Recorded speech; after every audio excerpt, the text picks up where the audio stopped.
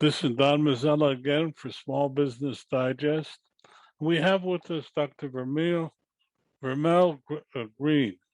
She's here to talk about what I consider one of the most important topics in America. How do we better train our young people to take responsible roles within corporations and, for that matter, government? But the future, I always believe, is small business and big business rather than government. But I'm in the minority now. But anyway, Dr. Vermelle Greene is with us, and we welcome her to the program. Don, thank you so much for having me. It's a pleasure. Well, as we were on another program together, and it was like a breath of fresh air. But today, we wanted Dr. Greene talk about our young people and how important it is that we better educate them.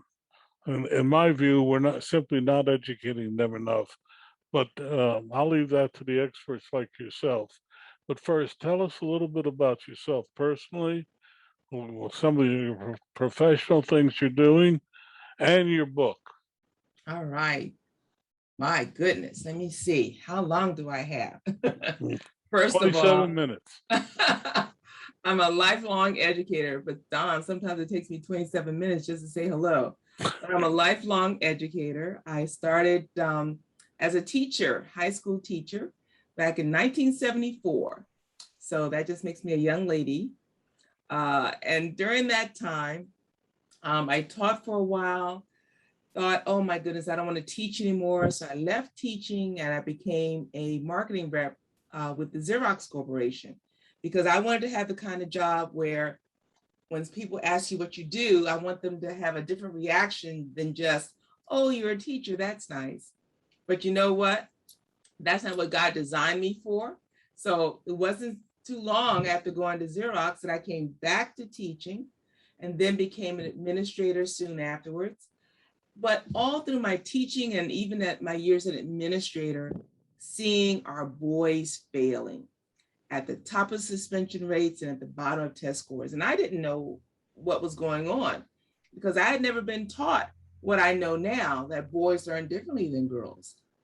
But soon before I retired, began to read some literature from James Dobson, Michael Gurian, Christina Hoff Sommers about a war on our boys and how boys learn differently than girls and how you need to bring up boys differently than girls.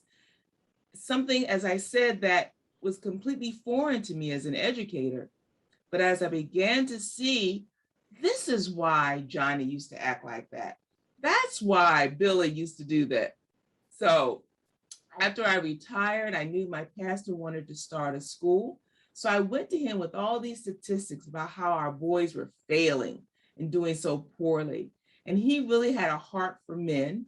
So we got the go ahead to open a school. It was called Sacred Life Academy for Boys, just outside DC. Very small school, always was small, but we were able to teach boys the way that they learned.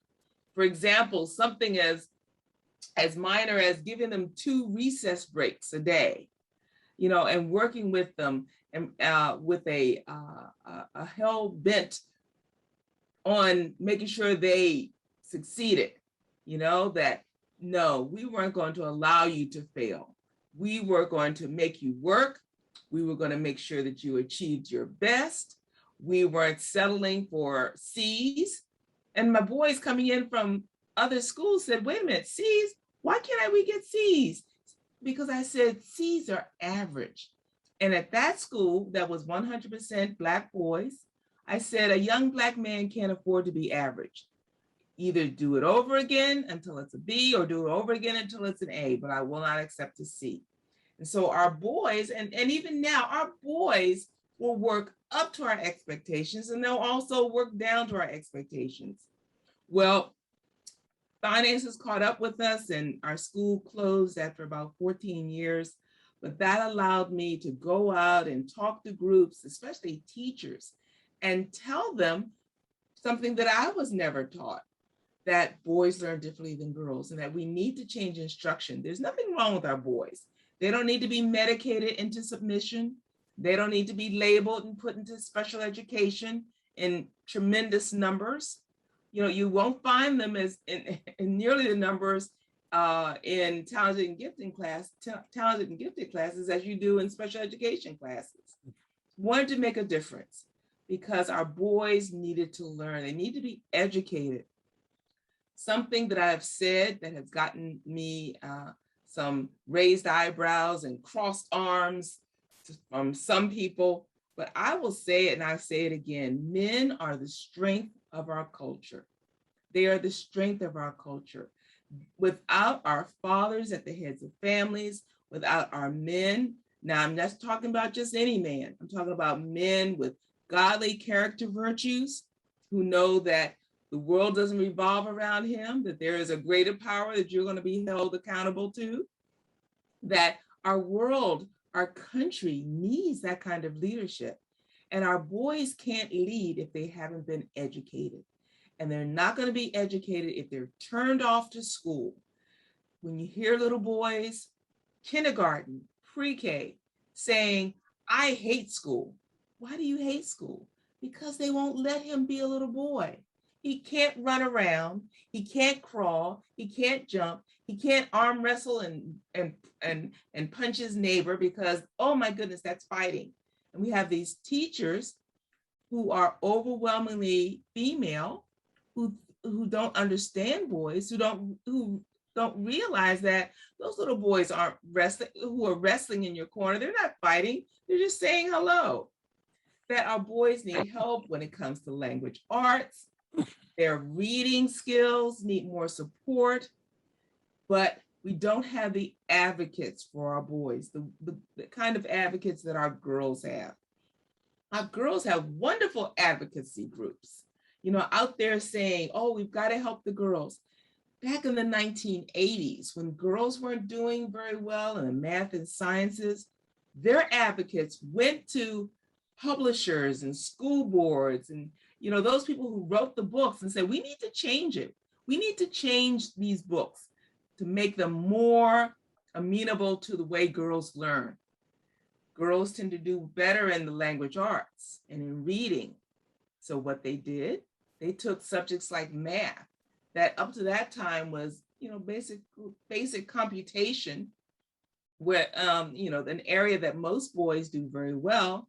So they began to insert more reading and writing into math. And that helped the girls. In fact, now when you look at testing, I know in our area and really nationwide, girls are doing just as well and even surpassing boys in those areas where they used to dominate, where boys used to dominate, meaning math and in science, because the curricula was changed to make it more amenable to the way girls learn, to make it so that boys are really, they're behind the times, they are caught at a disadvantage. And I'm not saying it was intentional, but that's what has happened. I want our girls to do well. I used to be a little girl. I want them to do well, but this is not a zero-sum game. Just because you help the girls doesn't mean you can't help the boys.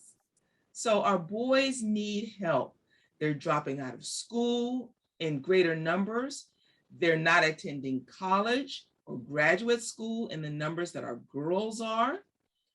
And unfortunately, the trade schools have not been getting the numbers that they used to. Some of them have been closed.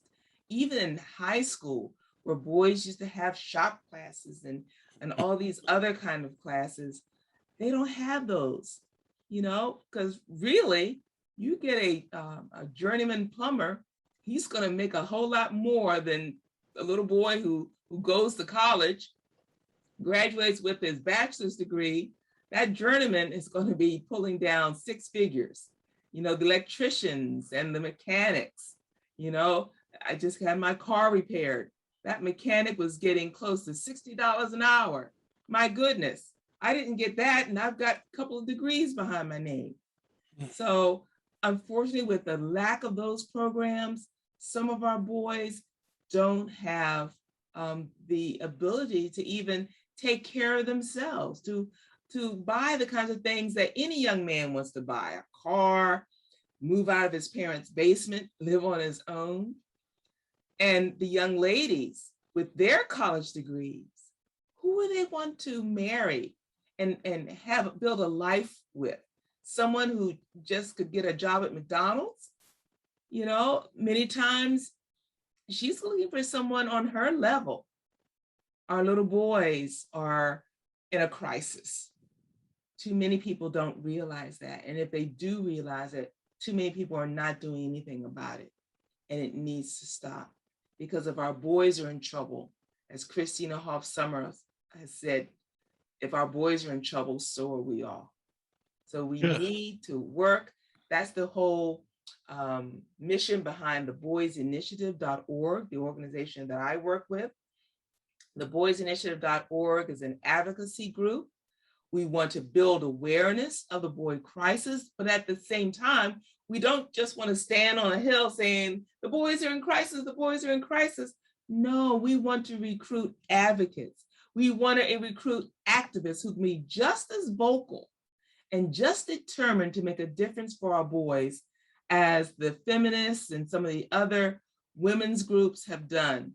Unfortunately, even our own government fails to see the need for our boys. When Joe Biden created a White House Council on Gender, you know, we were like, yes, at last, they're going to be looking at the problems that they're having. But when you read the mission, it's for women and girls. It doesn't mention men and boys. And there's a group that I'm affiliated with called the White House Council, or the committee to form a White House Council for Boys and Men. They're not getting any kind of recognition. They're not getting the help, either in government or legislatures. They're just not.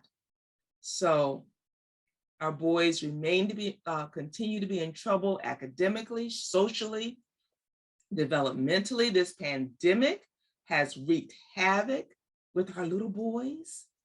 They don't learn sitting in front of a computer all day. Now, Don, you used to be a little boy. Imagine you're sitting in front of a computer.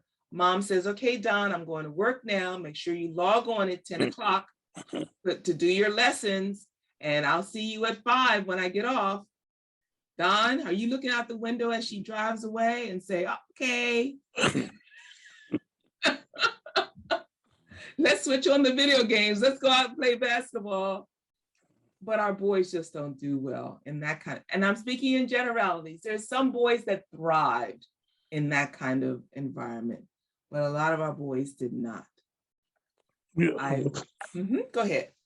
No, I couldn't agree with you more, Dr. Greene, because it's how I feel. And, you know, you say it's a black problem. I say it's a black, white, green problem as well. It's a boy problem. Black, Yes. white, or sky blue, green. It's a boy problem. Yes. You know, I remember as in high school and in, you know, if the teacher asked, when was America discovered, the boys would say some ridiculous thing like 1500, and the girls would say 1492, and the boys would look around and all the boys would cheer. But you know, you needed a different world. I couldn't agree with you more. But what worries me is many years ago when they put in counters in McDonald's, that cash registers that told what the change should be, McDonald's discovered that they were losing a lot of money because their people did not know how to make change. You're exactly right. Yes. I remember that talking to a McDonald's executive about it. To me, that was a high-burner. You know, it's interesting. Before the Great Society, black divorce was actually lower than white divorce, and abortion, black abortions were far less than white. and now we have just the opposite. To me, that this is a national crisis. That's why you're on the program. So I'll shut up and continue. Well, as you said, as a Black woman, I really see what's happening with our families and our Black boys. As you said, there was a time that only 20%, I think that's in the early 60s, about 20% of Black families um, was led by a single parent, only 20%. And as you said, divorce, very rare. I remember when I was in school that my parents divorced when I was very young. My mom later remarried, wonderful man who was a great father. But my name was different from his. And I was so embarrassed in school because kids would say, "Why is your mom's name different than yours?" And I was just, ashamed because, I was in the minority, coming from a divorced family. But that all turned around, especially in the days of the Great Society of LBJ and the institution of welfare that sent out the message of, hey, ladies, you don't need a man. The government will take care of you. In fact, the more babies you have without that man in your home will give you even more money. So what message that was sent, and it wasn't just Black families, there are a lot of white people on welfare as well. But still, that message is that men are, they have no importance, that the government and you, mom, that's all this child needs. And that is so wrong. Mm. Fatherlessness. People always talk about racism, fatherlessness. That's what has decimated our Black culture, our Black boys especially, and our Black girls. Our fathers are needed, first of all, to show that young man what it is to be a man, how to treat a woman when he's doing the right thing. And also fathers are needed for the girls as well. I remember with my dad, he was my stepdad, but he was my dad from the time I was 4 years old. He was the only father I knew. Because of him, he helped my self-esteem. He told me how smart I was, how cute I was. And so when these young men that I would meet in school wanted to talk, what did they used to call it? When they wanted to rap and when they wanted to try to sweet talk me, I was like, I don't have to listen to you. My own daddy tells me that I'm cute. I don't have to listen to you. So these poor young girls now, without that male affirming her femininity, affirming her worth, they are looking for the first male attention they can find. And a lot of times the male attention that they get are young men who do not have their well-being at heart. So our girls need fathers, our boys need fathers. So fatherlessness, abortion, aborting our Black babies, we're 17% of the population and over 30% of the abortions.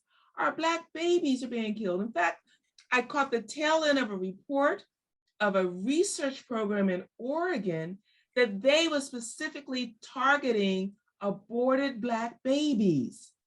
And I thought, where's the NAACP? Where's Black Lives Matter? Come on, where are you? You should be out picketing, running in the streets, talking about that.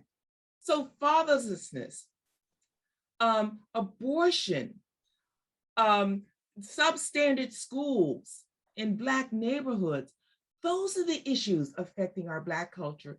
Don't talk to me about racism. Don't talk to me about, oh, we can't achieve because there's systemic racism.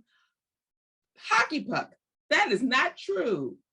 That is not true because the Black family, the Black culture, we survived slavery, we survived Reconstruction, we survived Jim Crow, we survived segregation because we had our strong families.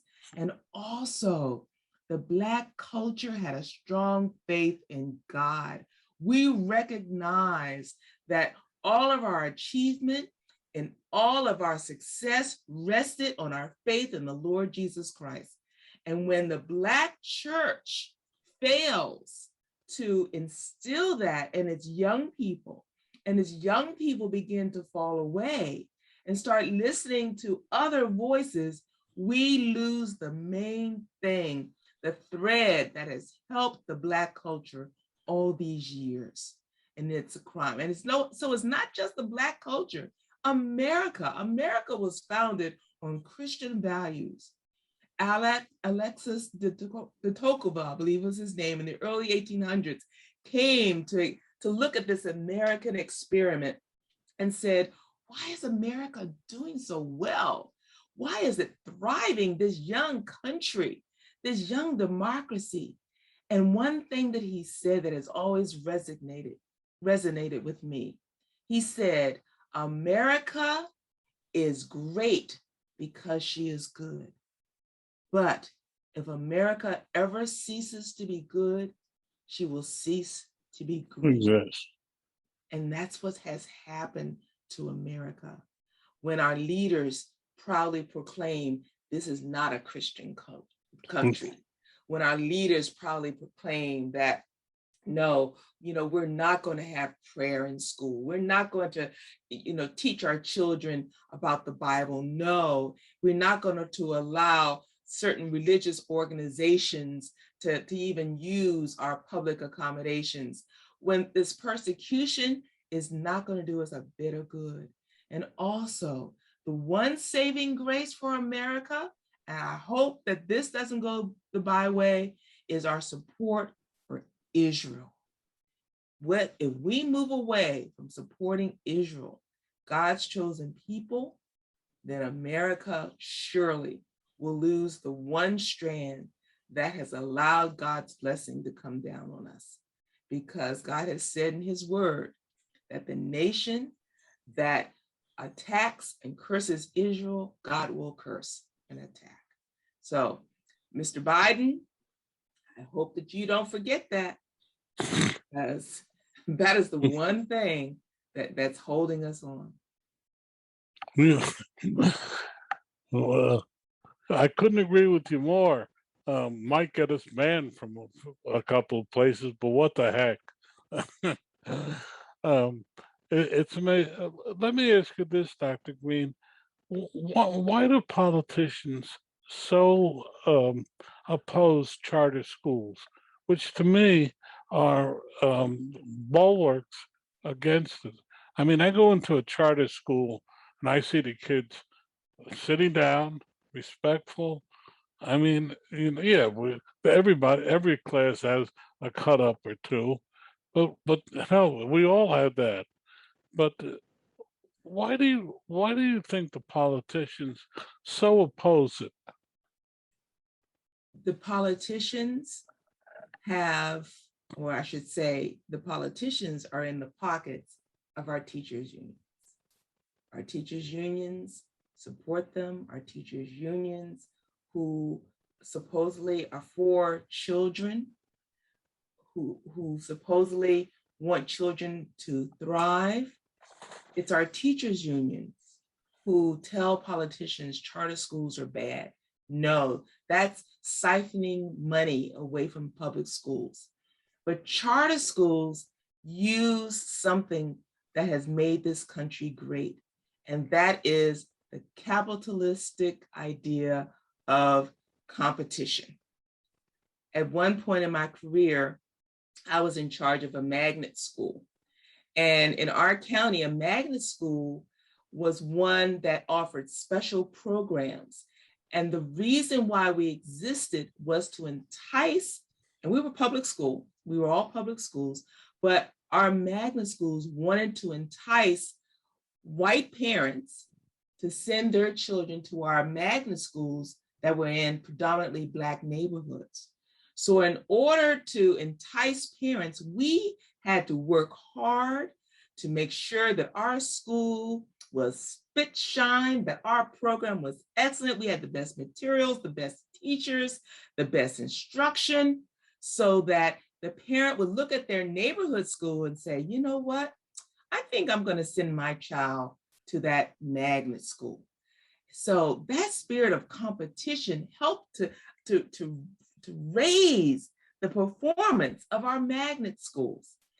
That's because there was the power of choice. Those parents had a choice that they could either go to the neighborhood school where their child was assigned, or they could send their child to a magnet school. They had to apply, but still, we welcomed them. Charter schools would use that same philosophy. They have to keep their program, top-notch teachers, safe and orderly environment, so that parents will say, you know what, I'm going to stand in line and get in that lottery so my child can go to that school rather than send my child to the school that's right down the street, because that charter school offers a better program for my child. Unfortunately, in regards to charter schools, not so with my magnet schools, but in charter schools, the money follows the child. A child the school district allots a certain amount of money for each child. So when a school has 100 students, a public school, and the district says, well, we're going to give you $25 for each student that you have, and that's not really a number, just an example, then that public school is going to get, 25 times 100, they're going to get $2,500 for to educate their children. However, if my child, I'm going to send into charter school, I'm going to take the $25 that would go to that public school, and that's going to go to the charter school.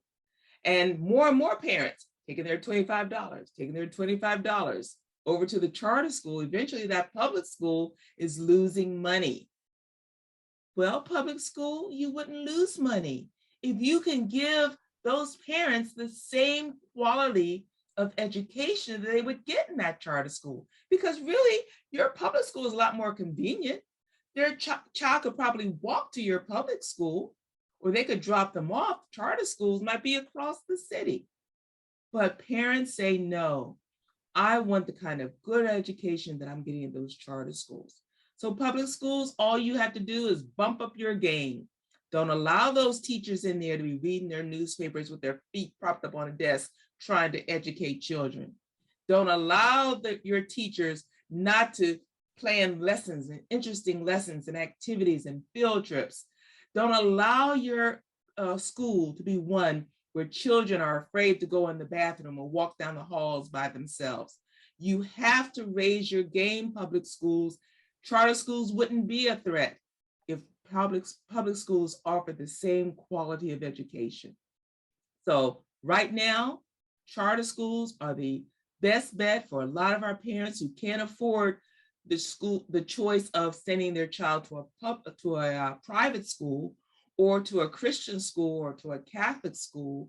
Charter schools for them is a way out of a poor education. And again, when I see groups like the NAACP or other Black advocacy groups not wanting to support charter schools, something that's going to help our Black children to escape the poverty that comes without a good education, where they can't get educated in the skills that they need to succeed. Hello, what's wrong with this picture? What's wrong with this picture? So yes, charter schools, that's the way to go. I wish there wouldn't be a need for charter schools. I wish that all schools gave the quality of education that charter schools do. But right now, that's the next best thing for our parents who don't want to go the route of private school, or who can't homeschool, or can't send their child to Christian or parochial school. Well, Dr. Greene, we only have a couple of minutes left. What would you like to leave our audience with? Parents, you've gotten a wake-up call over these past almost 18, 19 months. You've seen what your child is being taught. You've seen how your child is taught. This should give you some insight into the fact that you must become more involved in your child's education. I also hope that our parents are realizing that if they have sons, if they have nephews, godsons, they need to advocate for their sons, especially if their child is in a K-12 public school.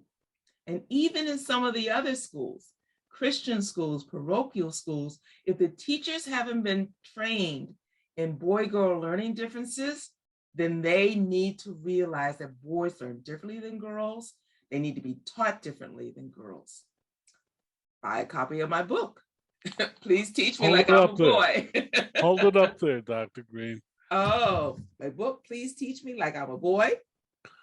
10 Steps to His Success in School and in Life. Available on Amazon.com, Barnes & Noble, and I believe it's even on Apple iBooks.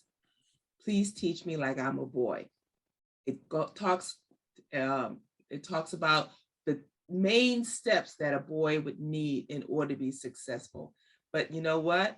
One of the first things that it starts out with, the first two things, first of all, you have to build a bond with that boy, because if you don't respect him and he doesn't respect you, whatever you say is going in one ear and out the other. And number two, he needs, and I'm speaking as a Christian, he needs to be led to salvation in the Lord Jesus Christ. If you're not a Christian, then you need to make sure that he is steeped in whatever faith that you have, because he needs to realize that he is not the center of the universe, that there's a power greater than he, and that one day he will have to account for anything that he does here. So a young boy has the unfortunate propensity with that testosterone and his sense of impulsiveness and aggressiveness. He has remarkable potential to do harm. So that's why it's so important to build that strong faith that will control his tendencies and lead him into developing the godly character that he needs in order to succeed. On that note, I can't say anything more. Thank you, Dr. Greene.